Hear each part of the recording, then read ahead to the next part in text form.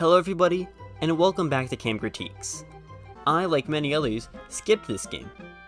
However, unlike other games from this time period, like Mario Sports Superstars, Y2K gained a somewhat dedicated fan base. Was that deserved? Is Y2K a hidden cult classic that deserved to be remade for Switch? Let's discuss this by first talking about the gameplay of Y2K. My mistake was thinking that video games are art. I wanted to make a game about a gamer who's like a piece of shit, unlikable gamer who by the end of the game has to transform. Yeah. But too many gamers, when they look at this, when they play a game, they're so used to having to identify with the character that if they play a game where the main character is a game or has to do some game stuff, they immediately get triggered by it. So the thing is, games aren't art. They're toys for children, and it's considered in bad form to talk about anything meaningful or impactful or game. Yeah. I was trying to make basically the game version of like a Chuck Palahniuk novel. The gameplay is clearly not the primary focus of Y2K. There are stats to build, relationships to develop, levels to gain, and lots of monsters to fight. But sadly, none of it feels fleshed out enough to be satisfying.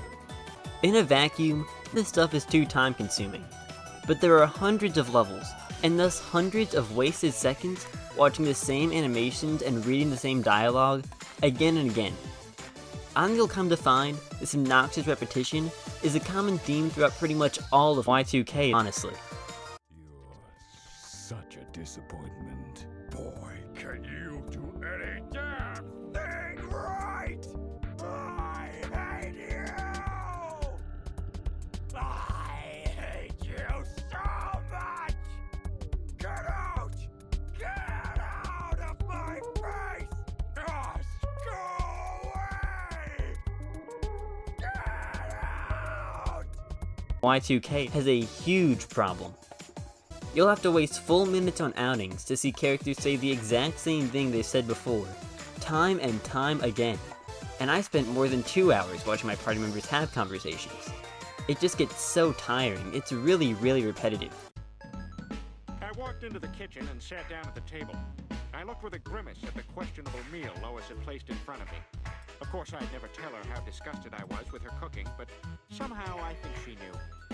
Lois had always been full of energy and life, but lately I had begun to grow more aware of her aging.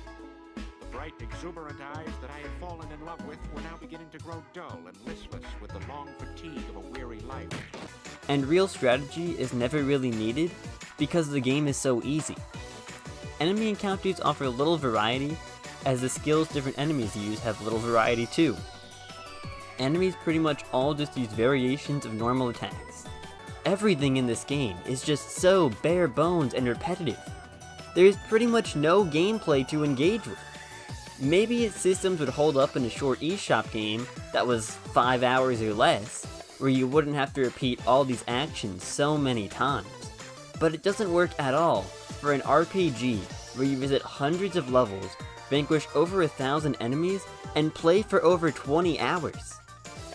I give the gameplay of Y2K a 3 out of 10. Now, let's talk about the story and characters of Y2K. This section is a bit difficult to write. Usually this would be a pretty long section in an RPG review, but there isn't really a big story in Y2K. Y2K tells a story of Alex from Y2K, a postmodern RPG. This is incredibly generic and unbelievably shallow. There are a couple of very predictable twists, but that description really tells you pretty much everything there is in this game regarding story. Again, the major focus of this game is clearly on the interactions between different characters, but if the gameplay is shallow, and the story is shallow, why is this an RPG at all? Overall, the story in this game is very shallow and lackluster, and I struggle to look past it, considering that the gameplay is also shallow and lackluster. That's right, the gameplay is basic, the overall narrative is basic, and the individual dialogue is basic. Sadly, the humor falls massively short too. Okay, sounds like a plan. Wait, can anyone pick a lock here?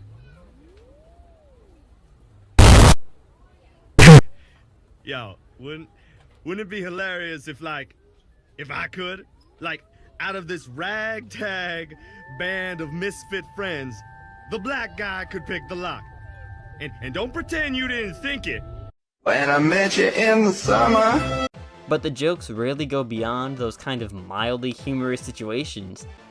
Ultimately, the story and characters in Y2K massively fall short. None of it is given much time or attention, and what's there is honestly off-putting more often than not. I was mildly entertained by a few things at first, but those things got old really quick.